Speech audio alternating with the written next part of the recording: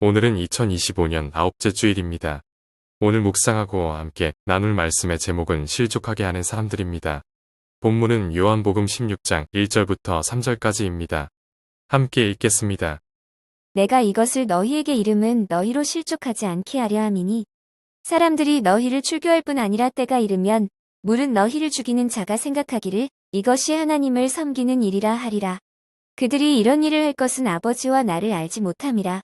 예수님은 겟세마네 동산에서 체포당하시던 날 밤 제자들과 마지막 식사를 하시고 제자들이 실족당하는 일이 없기를 바라며 간절한 마음으로 말씀하셨습니다.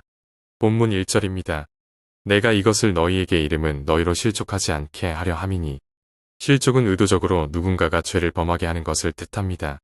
예수님은 유혹이나 고의적인 행동으로 예수님을 떠나거나 죄를 범하는 일이 없도록 하기 위해 제자들에게 간곡하게 말씀하셨던 것입니다. 본문은 실족하게 하는 사람들이 두 가지 이유 때문에 사람들을 넘어지게 하고 죄를 범하게 한다고 교훈합니다.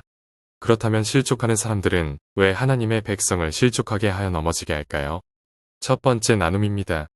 예수님께서는 제자들을 회당에서 쫓아내고 제자들을 속여 실족해 넘어지게 하는 사람들이 있을 것이라고 말씀하셨습니다.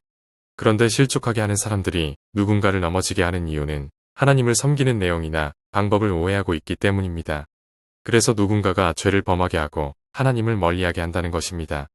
하나님을 섬기는 내 방법이 모두 옳은 것은 아닙니다.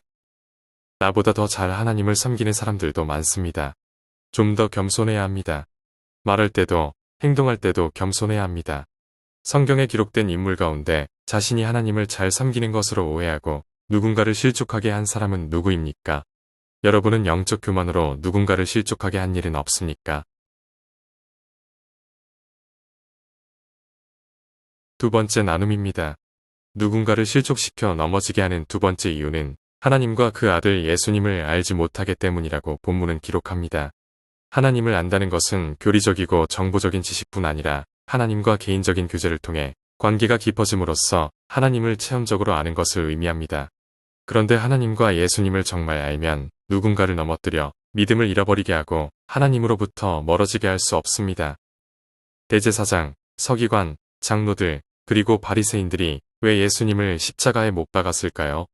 말할 것도 없이 자신들이 누구보다 하나님을 안다고 확신했기 때문입니다.